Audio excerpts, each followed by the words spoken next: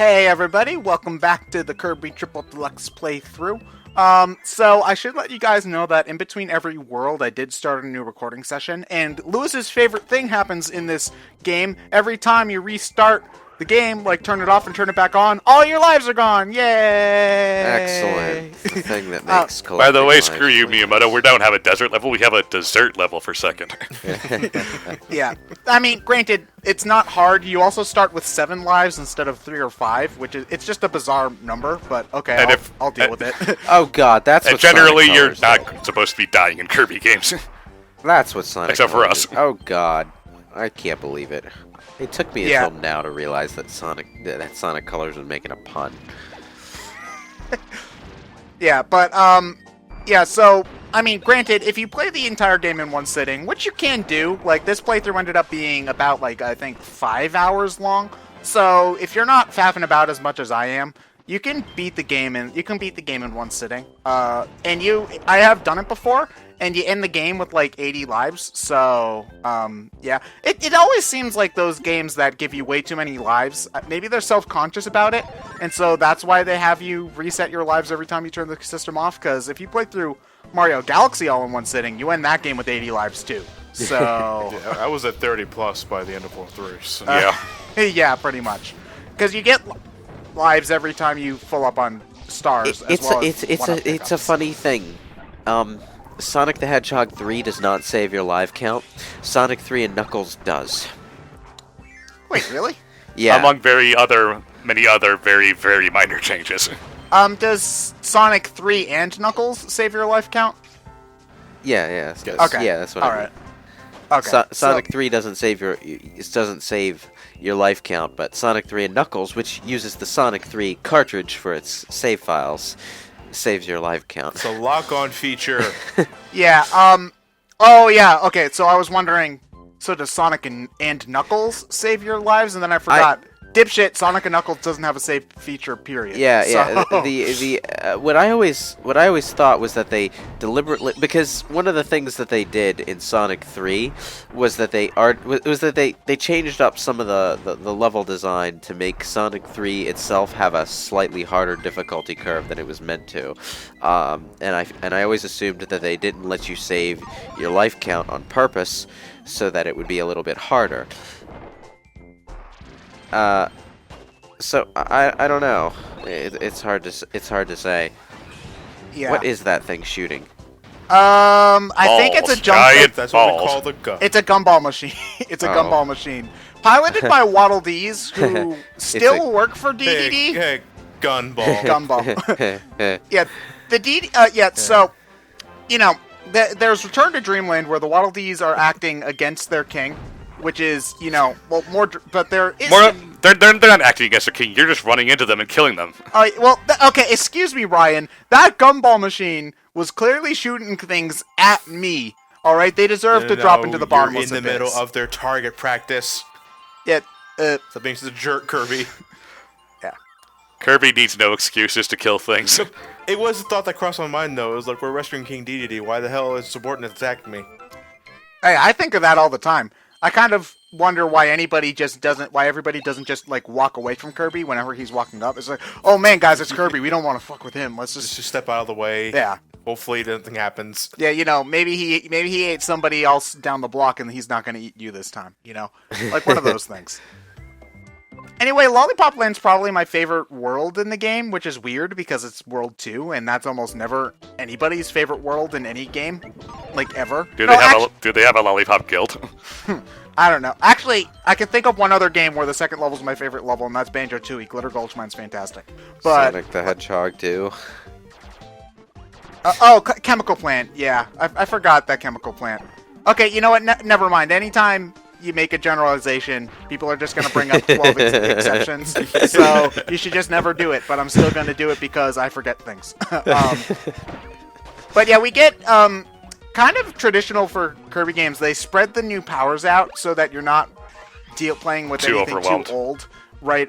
Like throughout, and you're getting new stuff all throughout. But you get a lot of really cool new powers in this one. Like, for example, Archer, which breaks the game if you're playing the arena and true arena modes. So Well, it's a very fast, long-distance attack, so... yeah. So here's how it works.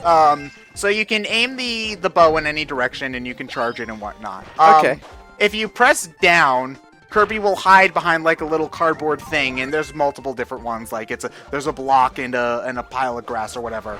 The thing is that when you're hiding behind that, you are 100% invulnerable to enemy attacks. Similar to how when you're Leaf Kirby, when you hide in the bush with the guard button, then you are invulnerable to enemy attacks there. So if you really want to do True Arena without tearing your hair out, pick one of those two abilities and then just kind of hide and wait for the enemies to open up, get a pot shot, and then sit through the rest of their entire attack animations until you get another cheap shot. It's how I was able to beat True Arena anyway. Okay, so. for this level, I can see the slanted perspective, the slanted 2.5D perspective having some actual value, because it actually does look fairly natural to the level's construction. You know what? Triple Deluxe does in level design has its big thing is that you're popping back and forth between the foreground and the background. Well, yeah, but that's not even slightly unique. Oh no, it's not. But it just kind of bothers me because it does it better than most other games that I've seen, or at least most other Nintendo games I've seen. I should make that caveat because it really annoyed me when in Smash Brothers the level that had that sort of foreground background swapping thing was DK, when Donkey Kong Country Returns isn't even slightly creative or interesting with how it does it.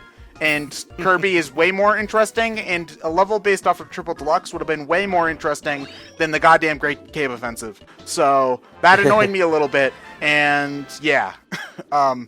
I also just have long-standing grievances against Donkey Kong Country Returns, but we'll get to that whenever the hell we play that, not it. So yeah. I assume you're talking about the original Donkey Kong Country Returns. Yeah, the Wii version. I haven't ever played the 3D version, but I can't imagine it fixed my issues because it was mostly level design. So yeah. But also the annoying pig. I hate that guy. Normally, Super Guy doesn't bother me. That pig, I hate that pig. I've gone on that rant before, so I'll stop myself. But yeah.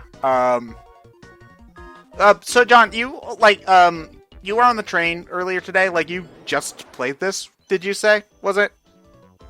Yeah, I bought the game over the weekend knowing we were doing commentary, and I figured, yeah, why not? It's a pretty meaty train ride home. So just give it a shot. Cool. Okay, so it's this is me having a hard time, this is me learning like basic toddler life skills and trying to apply my perspective to other people's issues and being like, but I'm me. I can't think of anybody else but myself. So basically, I'm a selfish brat, is what I'm saying here. Having grown up with Kirby and like loving the games and watching the TV show every Saturday, and that show still holds up. I don't care what anybody says. It just like you had mentioned that like you hadn't played the games since like the originals came out, like in the Game Boy and the NES. Like, how not? I haven't faithfully played Kirby since Dreamland and Adventure on the NES. Okay, so what I was wondering was how natural was it to go to this from those? Like, I know that you played. No, that's easy as shit. Because Kirby itself is inherently a simple game. It's the point, yeah. Yeah, that's the whole point of the series, is that it's meant for, I wouldn't say baby's first platformer, but it's easy enough to grasp, and it doesn't take much to master it either. Yeah. Done, Goof Ted. And honestly, it's a lot of fun to experiment with all the powers, and yeah. I always hold that quality to Kirby specifically because he's been doing that since not since its inception, because he didn't have copy abilities in the first game. Nah. It's really weird when you go back to it. Well,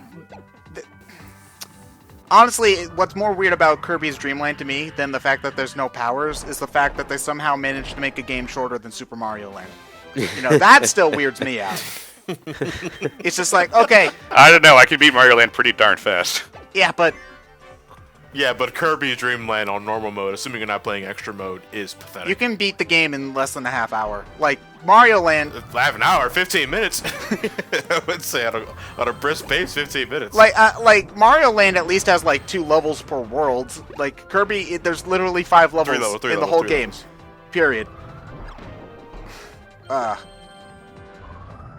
Yeah, so there's always like one thing that I will give the game credit for when it comes to these Hypernova sections is that there's always something different to do in each one, and there's a hefty amount of puzzle solving to all of them.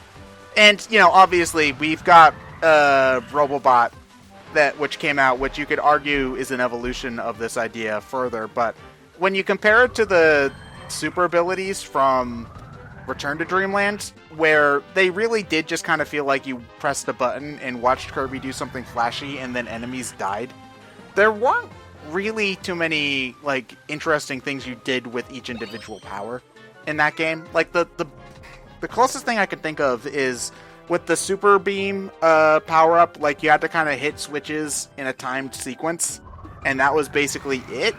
Like I don't remember anything more complicated than that. Available on the Virtual Console. Buy it now for $4.99. You know, normally I would be that cynical about it, but the thing is that Kirby's been calling back to the original Dreamland since the game, like, literally the second game. So you can be cynical about it in a different way, where you're like, really, guys, you're going for nostalgia when you're only a 2-game series? This wallpaper gives me wood. Wispy Woods, yes. Wispy Woods. Yes, yeah. Get your mind out of the gutter, I was referring to the 7. boss. I love this dance because it reminds me of when I'm exercising. But Yeah, that's about it. He just sort of falls asleep. He's like, oh, right, I shouldn't be celebrating right now. I fucked up. Oh man, it's really, you know, I was looking at those keychain pop-ups reminds me of how annoying trying to grind for max keychains is. Well, all of the keychains, I should say. You still have to, if you're playing Robobot, you still have to grind if you want to get 100% on stickers in that game as well. But they give you kind of an out where if you get the amiibo, like, and you use the amiibo in each stage, then you get a free sticker every time you use it. So, you know, assuming you paid the $50 to get all 4 Kirby Series amiibo, which I did because I'm a sheep, you know, it speeds up the grinding process like by double. Oh man, you don't get that luxury when you're playing Triple Deluxe. So basically, you're doing it the hard way, which is playing through I forget what level is the best one for grinding keychains. I like how, thanks to Naruto, it's impossible not to laugh whenever you see one of these ninja forehead protectors. I think they're specifically trying to go for Naruto, though, because he's got the Kirby star on it exactly where, like, the... Oh, there was a star-shaped Naruto village headband thing. It's there Just is? filler. Yeah, it's one of the filler tiny hidden village things that... Yeah, but it's exactly where it's exactly the same exact one as it is in... Well, same exact spot as it is in Naruto, anyway. Well, I so. think that's not originally a Naruto thing, though. I don't know enough about Naruto or Japanese ninja Use the culture. 3D on our system. You will love it. The 3D doesn't really do anything in terms of gameplay. Like, it's not like even Super Mario 3D Land where they try to do optical illusions. Like, there was some very minor ones early on. Like, in one of the first levels, they had a section where there was, like, a Gordo in the foreground and you had to walk behind it. But, like, that's pretty much it. Like, it might make things a little bit clearer, and if you like the effects, you know, it looks nice. Like, for me, the thing that I enjoy about it is that it's actually clear and it doesn't make things muddy for once. So, you know, that's nice. And The thing about this background-foreground thing is that it's a gimmick that was designed for 3D screens. I mean, it basically originated with the Virtual Boy. But it's also something that you don't necessarily need 3D to enjoy because the size of the sprites and models on the screen takes over for depth perception perfectly. So, they've been doing this stuff since, like, Klonoa, and Kirby 64 actually had some of this as well. And, you know, I enjoy it, not just because I enjoy the background-foreground stuff, you know. not just in a gimmicky sense, but it makes the game kind of feel a little bit more modern. Because one of my issues with Kirby Return to Dreamland is that it kind of felt like you could play it with sprites and it would be exactly the same game. Like, it didn't feel new gameplay-wise, if that makes any sense. Well, so sprites. Well, I think the same can be said for here because it's 2.5D, but that's it. It's 2.5D, The depth perception thing can be done with sprites, and it was done with sprites on the Virtual Boy, and it was also done with sprites on another more modern game that was just an indie title made with sprites. Something about Mutant Muds or something. I don't remember what it was called. I just know it's a game that I wound up getting on PlayStation Plus for free. It had the same gimmick though. What I like about the one thing I do like about the background foreground switching is that it presents a puzzle element to the level design. So yeah, that Or it can make you nervous if you see an alternate pathway behind you and wondering how the hell do I get there? Did I already miss a sunstone? yep, that happens. But it's more just that things you can interact with things that aren't necessarily on your plane, which is something that happened in Kirby 64, which it was my first foray into Kirby, and so that's the one I have the most nostalgia for, and it's kind of what I think of when I think of first when I'm thinking of Kirby in general. So I kind of like, even if we're not gonna get like power combining, or even just kind of not the flat 2D that we got here, but like in Kirby 64, you had roads and that were like 2D in terms of gameplay, but the camera wouldn't always be this straight-on camera that we associate with most 2D games. If you look at any given screenshot of Kirby 64, you know exactly what I'm talking about. It's kind of like Klonoa and Pandemonium, where the camera angle would tilt based on where you needed to see at the time. Yeah, basically. So I like that, we get some instances where like you have to dodge something that's coming from behind where Kirby is standing, or so on, or you have to line up. Because when you're fighting some bosses, for instance, they'll occasionally leave the 2D part of plane, and you're expected to time your attacks for when they go back into your line of fire in a 3D kind of way. So combining 3D obstacles with a 2D gameplay is interesting to me, and I like that they do it. Did you defeat that boss with the power-up? Yes. Like physically with the power-up? Oh yeah, you you did. can suck up a power, like if you have You can spit your power out, yeah. Yeah, if you have sword, you get hit, it falls out, you can suck it up and just spit it back out, and it acts as a power star. And I knew I was going to get sword because every mini boss gives you a power, so I was just like, screw it, I was going to change powers anyway, might as well. I defeated him with the ice power. Oh, I didn't realize it was weak to it. No, like literally, I shot the ice power at him. I beat him with the power. Yeah, with the power. Yeah, one day you'll see Doom Guy just throwing the BFG at people instead of shooting it. What do you know? Haul out of bullets.